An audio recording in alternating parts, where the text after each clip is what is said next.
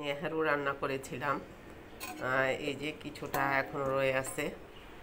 আবার হচ্ছে কিছুটা পিঠা বানিয়েছিলাম। এই পিঠাগুলো হচ্ছে আপনার নারকেল ভিতরে পুর দেওয়া।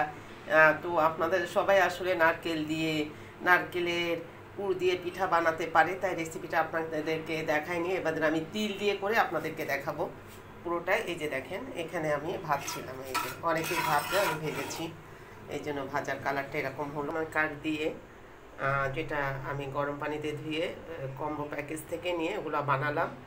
তো সরাসরি আপনাদের বানানোটা আমি দেখাবো তিল দিয়ে না, কারণ নারকেল কিন্তু আমরা সবাই বানাই সাদা তিল দিয়ে, সেটা আপনাদের দেখানোর চেষ্টা করব। তবে যা যা আইটেম ছিল সবগুলো আপনাদের দেখাচ্ছি। এই যে দেখেন, নারকেলের পুর কিছুটা এখনও রয়ে গেছে। আমি এটা নারকেলটা করে হচ্ছে গুড় আর চিনি মিক্স করে এরকম ঝরা ঝরা করে নিয়েছি। দেখেন চাউলের গুঁড়া, এই যে চাউলের গুঁড়া, আটা ময়দা এত সাদা হয় না। এটা আমি ময়ান দিয়ে তারপরে এখানে গোল করে ওটার মধ্যে দিয়েছিলাম। এখানে আমি কিছুটা গাজরের হালুয়া করে রাখছি, দেখেন এই যে। আসলে অনেকগুলা সবসময় সব জিনিস করতে গেলে দেখা যায় কি যে আমি যদি সব আইটেম দেখাই কীভাবে করলাম তাহলে অনেক বড় হয়ে যায়, আর বড় ভিডিও সেভাবে আসলে কেউ দেখে না। আমি দিয়ে দেখেছি, লাইকও করে না, কিন্তু শর্ট ভিডিওগুলো ভিউ আসে, লাইকও করে।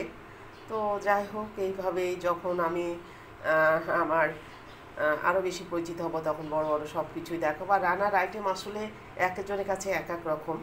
এরপরও আবার যখন আমি মনে, এটা হচ্ছে গাজরের হালুয়া, দেখলে মনে হচ্ছে তাল দিয়ে গাজরের হালুয়া বানিয়েছি। আমি চাইলে গাজর দিয়ে জেলেও বানাতে পারতাম। সব উপকরণগুলো আপনাদেরকে আমি যখন এবার করব দেখাবো।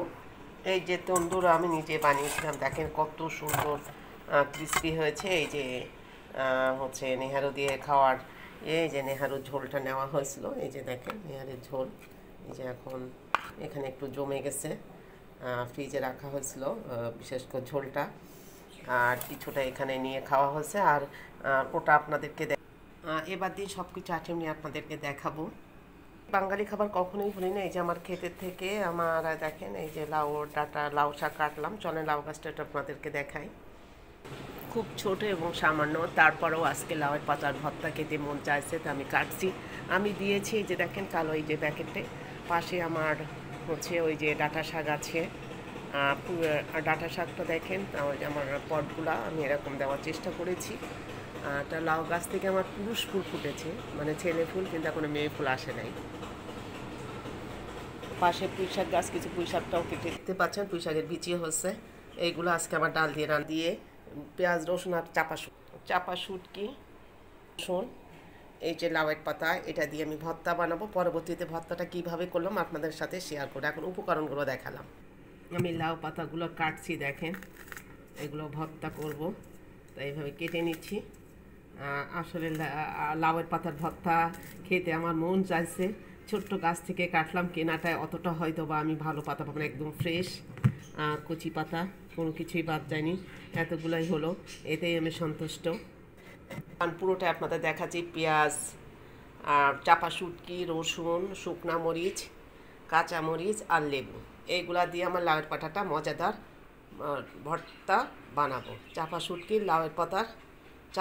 দিয়ে লাউ পাতার মজাদার ভর্তা, এটা পরবর্তীতে আপনাদের সাথে আমি শেয়ার করব। একটা মরিচের বোটা দেখা যায়, এটা সরিয়ে ফেললাম।